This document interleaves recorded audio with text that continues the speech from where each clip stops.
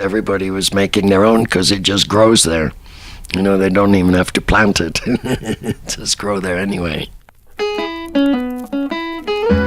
Welcome to the Greener Grass podcast from BlueBird Botanicals.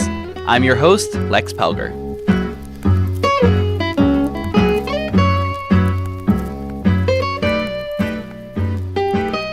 Mila Jansen is a countercultural icon who revolutionized hashish production. Many of the machines used in high-volume production facilities today are based on her original design, and some of them come directly from her company, the Pollinator. But she got her start making clothes in Europe and smoking hash with the sadhus in India. Back then, all the hash was handmade. Somebody had to invent a more efficient way to get those crystals out of the plant, and that somebody was today's prestigious guest. Please enjoy this conversation with the Queen of Hash, the original 60s child, businesswoman, inventor, and mother, Mila Jansen. This show is brought to you by BlueBird Botanicals, to spread education about cannabis and other things on the greener side of life. BlueBird CBD oil comes from farms in southern Colorado and is grown using only water, soil, and sunlight. Go to bluebirdbotanicals.com for more info. Hello, everybody. I'm very happy to be here with Mila Jansen, the famous maker of the Pollinator and of many hashish adventures. Now I'm called the Hash Queen even. And I'm holding my first copy of her book, Mila, How I Became the Hash Queen, which looks like an amazing piece of work, and it has beautiful photos, and it follows your whole journey through the hash world. And can you tell me a little bit about where you grew up and then what you thought you wanted to do as you were a youngster? The first 11 years I lived in England, and later we moved to Holland. Then I ended up in a home for unmarried mothers when I was 19. So I never really had much thought about what I wanted to go and do. It was obvious what I was going to be doing. So a mother from a young age. Yes. How did it go with the birth of your child and then trying to find your space there and how to take care of them? What, in life in general or in that home? Yeah, the life in the home and how things evolved out of there. Oh, that was terrible. There's a whole chapter about that in there anyway. I came from a very protected background compared to most of the girls in that home. So I was quite shocked by all their screamings and rantings and ravings. Well, and also the situation was quite different then, and I don't think proper consideration was taken for those girls. Like they could have done more for them. And so what did you start to do as you were a young mother and you had to support yourself and figure out what to do? I ended up working for a boutique, a very fancy boutique that was owned by a designer and everything. And I started off by sewing in the zippers and stuff. But there was a young kid working there, and he actually designed everything. The old guy, he didn't design nothing. It was the young kid who really drew out the designs and had amazing creative energy going. So after the second or third time that the guy had a big show, and again this kid wasn't mentioned at all, he was totally fed up. And I had a little bit of money, so we decided we'd make a shop together, and that became King 22. Yeah, the first place you could buy a mini skirt in those days in Amsterdam. I mean, you could easily cut it off, but you could actually buy one there. And we were very popular, yeah. Wow. So the times were that conservative clothing-wise, and you were really pushing the limits. Yeah. And he was just a really great designer. He made some really amazing things. King 22 also became known for hashish joints as well. No, it did not. That was purely a boutique. But then after about 2 years, we got a bit tired of all that work because we were sewing everything ourselves. And then we didn't buy anything. And it was Timothy Leary's time, drop out. And so we did, I guess. And we turned the whole thing into a tea house because we felt also there was no nice place to hang out where we could listen to the music that we wanted to listen to. My girlfriend then worked for an underground magazine, and she used to get all the American records. So that was great. So, yeah. Wow, what was it like to be running a tea house in the psychedelic age? It was wonderful. Yeah, we had a cook. He was always drunk. He said cooks have to be drunk, but never in a heavy way. And anybody who had anything in the way of hash could go into the kitchen and he'd make a hash omelette and probably eat half of it with whoever brought the hash.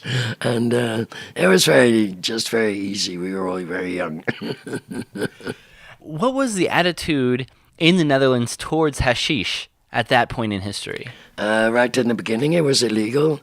But then it kind of became tolerated, although they didn't like it in my little tea house. They wanted it more, I guess, where they could keep an eye on it. So in the end, they closed us down, the tea house, and that's when I decided to hitchhike to India with my daughter. And we did. We ended up there. It was an amazing journey.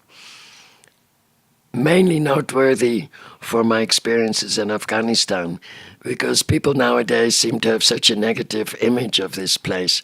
But we were there before the Russians came, before the Americans came, before anyone came. And the Afghans were just beautiful people. The only people that I know that both men and women all wore hand-embroidered clothes. The men always had their shirt fronts beautifully fine with silk embroidery, and the women's clothes were just embroidered wherever they could. And they were so friendly and hospitable, and really nice, very warm people. And I must say, it was the only country after traveling through Turkey and Iran and coming to Afghanistan where they didn't hassle me as a young woman. So that was very relaxing and really good. Yeah. And what was it like trying to go through Europe with a young child and hitchhiking? Did people put some judgments on you? Actually, when we started, we'd bought a little van with our last money. But then we'd come past hitchhikers who'd refuse to get in our van because they'd be wearing camping boots and rucksacks, and we'd be like wearing long skirts and earrings and all the rest of it. But we got out of that situation before Istanbul, and then we hitchhiked, so not really in Europe. And then how was it coming into India by hitchhiking? Where did you end up first? We came across the border. Well, actually, we were on a bus right then when we came into India. Sometimes we'd be on a bus. It just depended, and sometimes we hitchhike. But in India, it was the best way to travel, especially if you sat on top of the driver's seat. You had a wonderful view and a bit of a breeze up there because it can get pretty hot. No, that's the best way to view India. Sit on top of a truck. And how old was your daughter when you got there? She was 3. She had her 4th birthday in Kathmandu. How did she like all this? Was it a wonderful age to be seeing all of these things for her? I don't know. I think maybe looking back on it, it was maybe not the best thing to do with a 3-year-old kid. But I always felt that wherever we both were, that's where our family was, and that's where it was, our home was. Whether it was a room in Kathmandu or a little fisherman's house in Goa or a place up in the mountains in the Himalayas, wherever we were, that was home. So, yeah. She survived. She's okay. She's 54 by now. Where were the first places that you went in India? We went straight up to the mountains because we heard that there was a big Mela. It's like a big festival was happening up there. And that was incredible because it was up in the mountains, but because they only have that festival once a year. So people used to walk like from 200-300 miles away because there was no other transport up there. There was no buses at that time. And they'd walk over and they were just dressed, so amazingly. Yeah. And some of the old people just looked like little gnomes all bent up. And yeah. And the sadhus were there, chillums, smoking chillums, and in the temples and by the rivers. Yeah. Did you get to smoke with sadhus, or how did it go with hashish and coming from Amsterdam to here? Now I don't bring it from Amsterdam to here. Then I also didn't bring it from Amsterdam to there. No, the sadhus make their own, and the village and where we lived, everybody was making their own because it just grows there. You know, they don't even have to plant it. It just grow there anyway. Yeah. And in that part of India, how were they producing the hashish that was growing wild? At that time they rub it. So they take the flower and at the bottom put their hands together and rub them and go all the way up the butt to the top and maybe do that a few times on each butt. And then after a few hours they can just scrape off the resin from the inside of their hands. It's called charas. And so I think that's often known as a method that's not that efficient, but it doesn't need to be that efficient when you have it growing wild. Well, you have so much of it anyway, yeah.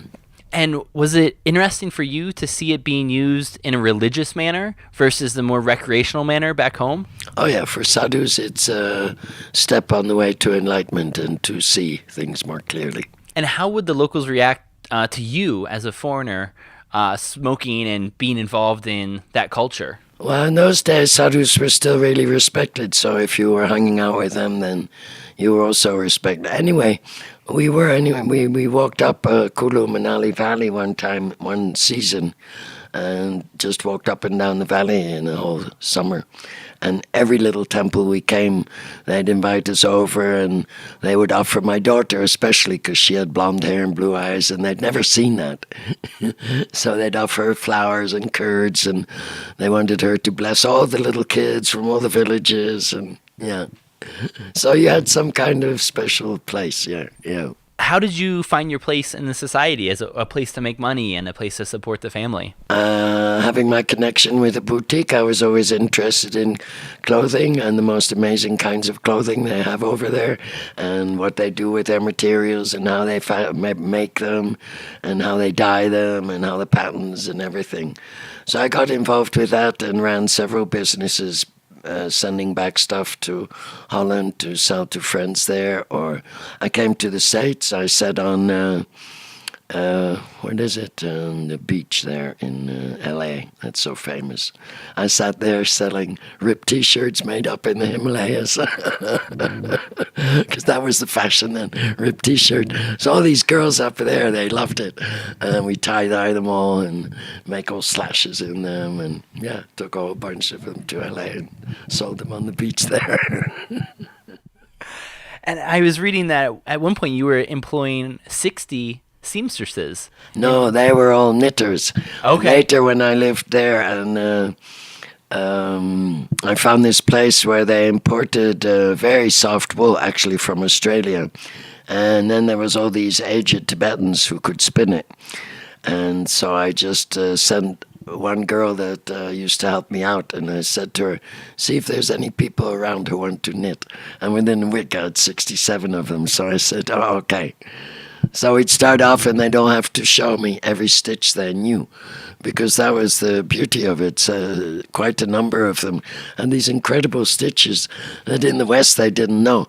Like I'd be at a knitting fair in New York and the people there would be asking me, how is that made?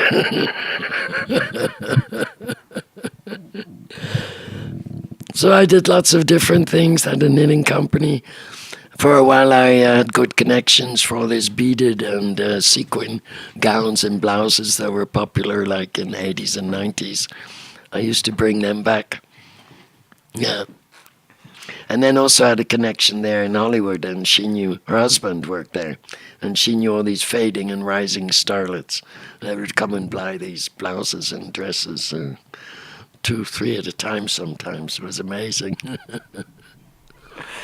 And what places did you spend most of your time when you were living there? What cities and areas? I didn't live very much in cities. They're pretty dirty over there and very polluted because, especially in those days, 90% was cooking on coal and charcoal, so the air was, so hardly could see the other side of the street sometimes. No, we lived up in the mountains and we had rented a house just kind of separate, and that was cool. That was nice. Yeah.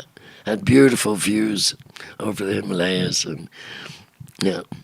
And you were also in Goa for a while, which Yes, the big that was beach the other party area. That was the other half of being in India.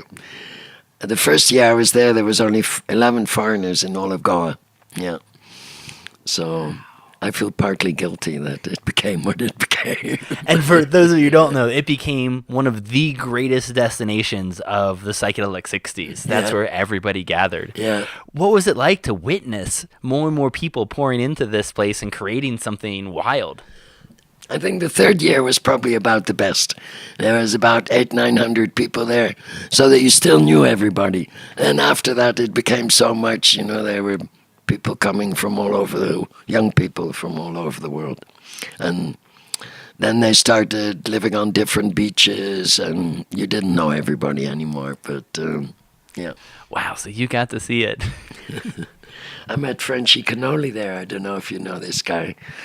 He's over here now, and he gives courses in how to make hash. So how did the transition go that got you from India and then back into becoming the hash queen? Okay. Finally, we got a quit India notice, or I did, because they wouldn't give me another visa anymore. Before, they always gave me a visa because my kids were enrolled in school there. And then they suddenly decided, well, kids don't need their mothers, so we just won't give her a visa no more. So that was a bit rough. Moved back to Holland, and first years I grew a lot of pot because it was kind of tolerated in Holland then.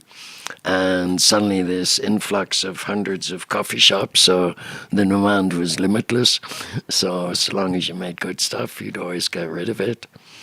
And then personally, I only liked hash because I'd been smoking hash for 24 years before running into my first bud in Amsterdam in the coffee shops. And I didn't really take to it too well. I just kept to my hash. And with all the material that we were growing and the waste material thereof, the sugar leaves and everything, we used to sit over a flat screen and kind of waffle them like I'd done it in the East also. And then one night I'm standing in front of the clothes dryer where the clothes tumble inside the dryer, and it's only bling. That was it. That was what I was doing by hand. So the next day we got one, put a screen around it, and lo and behold, it worked. All the crystals fell down, all the trichromes. And for those of you who don't know, that was a revolution in hash making. That was solventless extracts. No chemicals, just simple mechanical separation. And it was the first machine to separate the trichromes, because they'd been making it for thousands of years, but it had always been a handmade job. And this was the first machine that separated the crystals. So that's why I guess ultimately they called me the hash queen. And can you tell me a little bit about the hash that you were first smoking when you were growing up, where it was coming from, and how you think that might have been made? The first hash that we got in Amsterdam, I started smoking in '64. I think it probably came from Lebanon and Turkey and countries like that, because you got it in the harbor from the sailors. And the sailor pubs, that's where you could score hash. And then in India, of course, they have lots of different varieties. You have Nepali, you have Kashmiri, but the best was always the Afghani. And I had good friends there, so I smoked quite a bit of Afghani while I was there, and was very disappointed by what they had here in Amsterdam when I returned. So then decided to start making my own. And then the Pollinator they use for the dry sift, but nowadays I think a lot of people are getting it if they want to make rosin, because if you make rosin from the whole plant, it'll always be dark, the result, because of all the chlorophyll that's in the plant. And if you separate the trichomes first, it'll be a whole different story. Yeah. And can you define rosin for people who don't know? I think it's just squished. It's heated and squished, and you put it in a fine screen bag so that all the material that makes up the plant or even the trichomes will remain in the bag, and only the oils will run out. So it's basically the oils that you smoke, and it's the oils where all the active ingredients of the plant are right there. So your pollinator plus a little bit of heat can get just the purest, untouched of those oils. Yeah. And so what was it like to invent the pollinator, and then how did you get it out there into the world? I knew Adam here who lives here in California, in Denver now, from He made all the hemp clothes also, and he had THC seeds. And he had a shop. So then we decided, or he decided, after one of the High Times events, we all went to his store, and they got Robert Clark to unveil the Pollinator. They'd put black velvet over it, and there was a lot of people there, like Soma and all the High Times people were there, and yeah, I don't know exactly who, but a lot of people were there. And took the velvet off, threw some material in the Pollinator, and then just waited 5 minutes, and everybody's looking, and then they're looking, and then they're looking again. Whoa, what the hell's happening? Oh, the crystals come down through the screen, and the little pile at the bottom. Yeah. Then they made this crazy smoking competition. Man, I couldn't hold it in at all. Who could hold in the longest? I think Soma won that one. And that night he decided to come move to Amsterdam. Yeah. Wow. And how did it go once he got there? He's still there. Yeah. Yeah. So the Pollinator was a hit from the very beginning. It was pretty much a hit from the beginning. And then we used to rent a little van and go and phone some of the Dutch grow shops and say, if you have a few 100 grams of material and a cup of coffee, we'll come over and show you something. So we would. And just during drinking the coffee, the crystals started falling.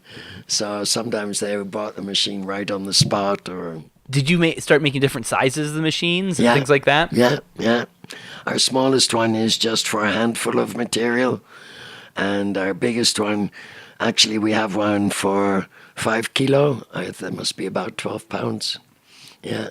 And then we have a never-ending one, and you just shovel it in one end, and it drops out into a cardboard box at the other. And you can raise or lower the legs on one side. So if you raise it, it'll run through faster, and the product will be pure. And then if you lower it, it'll take like 20 minutes. Fast, it takes about 3, and slow, it takes about 20.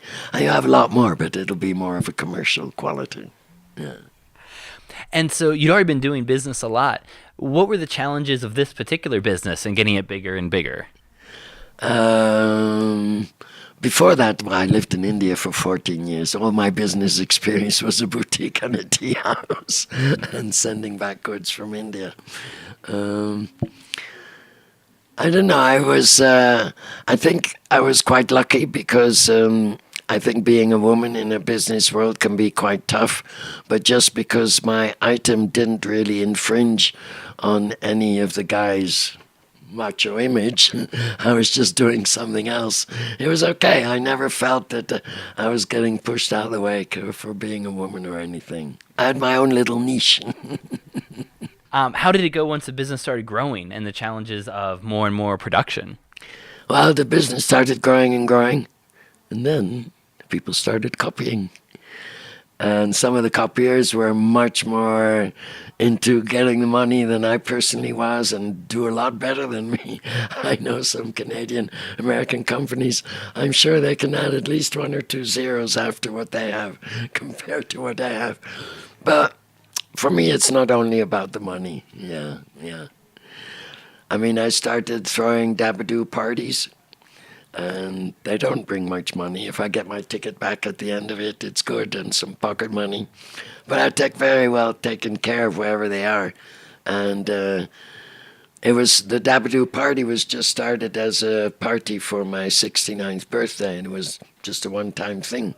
And everybody liked it so much. We had one in Barcelona 3 months later, and a few in the States. Now it seems they're very popular in South America. Yeah. And We had a great one in Mexico just the 5th of November. Yeah. are you still making it to all of them? Yeah. Okay, that's great. So next year they want to do 4 in South America, 1 in Chile, 1 in Costa Rica, 1 in Colombia, and 1 in Mexico.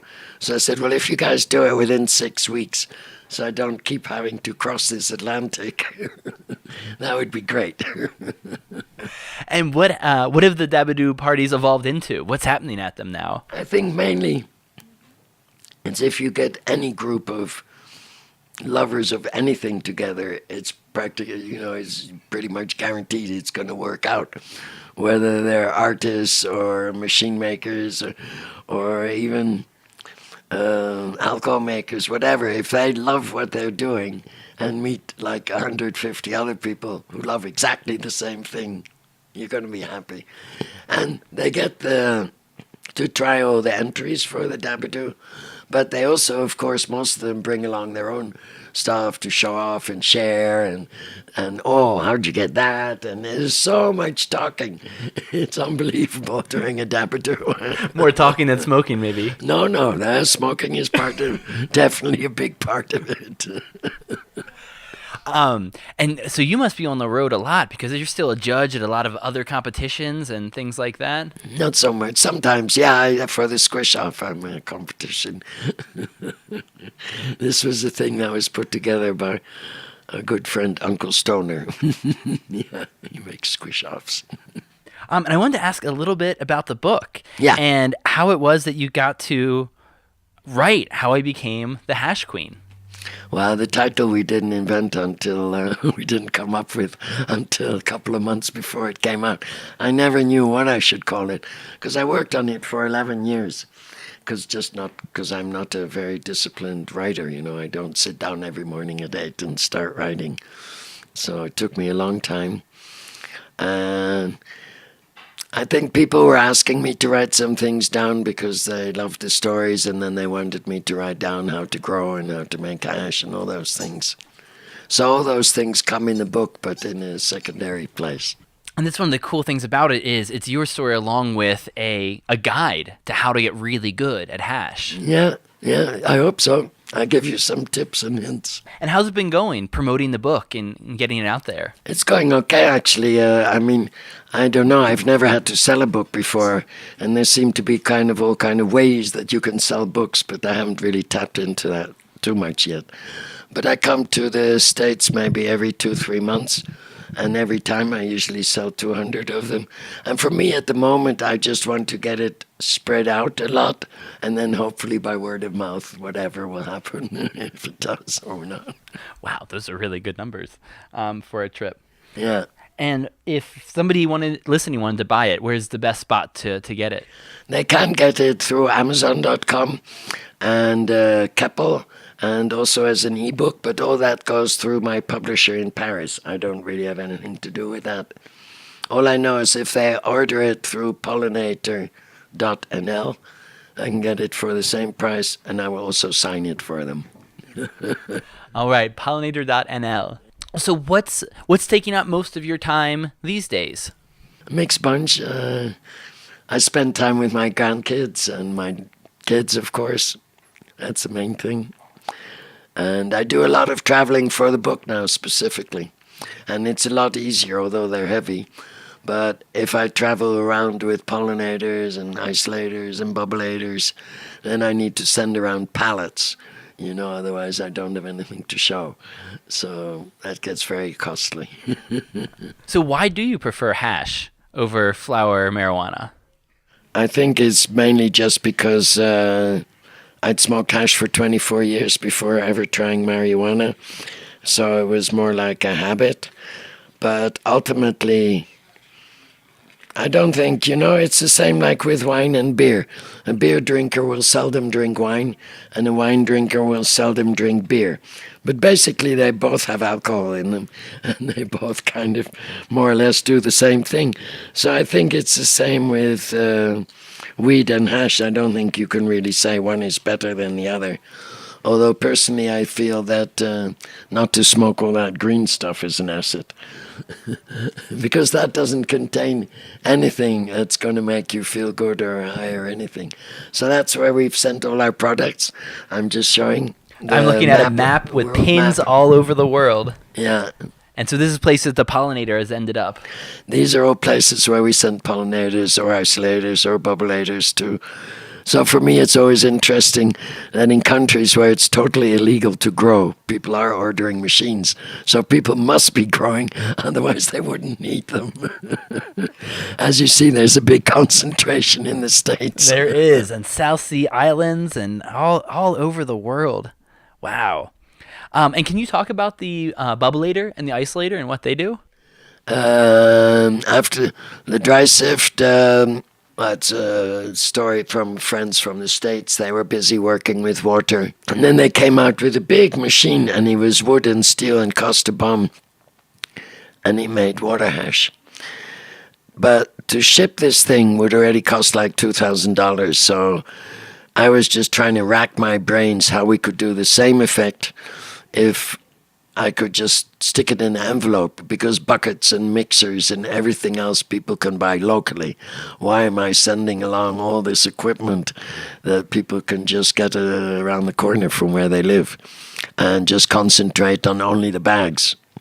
Well, I had to invent that the bags would be the way to do it. And I guess that's because I used to be a tailor. So trying to figure out how to horizontally spread a screen in water, if you think about it long enough, to hang it on a bag is one of the ways. So I made the first one on my own sewing machine.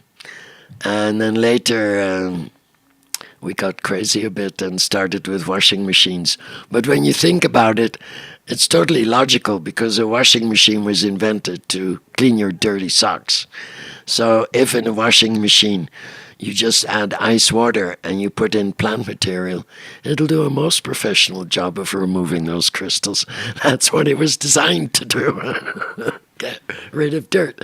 So all your crystals will be floating around in the runoff water, and that you can just let it run through the bags and catch it. And there you have it. That's great. I remember interviewing Select Nicotee, the famous solventless extractor here. Yeah. And he talked about his visit to you and the bags and the machines as the great pilgrimage. Oh, he was such, and I really like him also, because I love that he didn't get stuck to where I was. He developed further and he made more and better. And I like that. I like the whole movement that's happening in the States. Okay, maybe I don't like to smoke BHO or any of these heavy extracts so much. I'm not really a dabber. But just the mere fact that it's progressing and moving on and going to new vistas and heights and everything. Yeah, it's great. Yeah, what's it been like living through the time of severe prohibition to seeing this renaissance of cannabis happening in the legal side? Especially over here a lot, because when I used to come here, of course, it was totally illegal, and I'd have friends, and I could see that he in his garden was growing plants, and his neighbor over there in his garden was growing plants, and my friend would tell me, but we never have talked about it together, ever. And then it seems like, okay, yeah. But I love it that in America, who came up with the whole idea of the war on drugs, that it was legalized there first in Washington. And yeah. And so one last question before I let you go is, what's most exciting coming up for you, and what are you excited about as cannabis moves forward? Well, I hope one day it'll be legalized. Whether that will really happen. Mila, thank you so much for taking the time to talk. It's been such an honor. Thank you, and it was very nice to meet you. Greener Grass is a BlueBird Botanicals podcast. Their CBD oil supports a healthy body and a strong endocannabinoid system. They've got friendly customer service who can answer any of your questions, and the number is right there at the top of their webpage. But, per the FDA, they won't be able to make any medical claims for these nutritional supplements. That's also the reason you'll hear little about CBD on this show. There's no need for us to add more evidence about CBD when a simple Google search will give you more than you can read in a month of Sundays. So this show covers the cannabis world and more with editorial freedom from BlueBird Botanicals. Thanks for joining the Greener Grass podcast. As always, our audio alchemist is Matt Payne. The Gypsy Jazz theme music comes from Brett Van Donsel. Our beautiful bird sounds are courtesy of Lang Elliott. And I'm your host, Lex Pelger, wishing you a bright green day.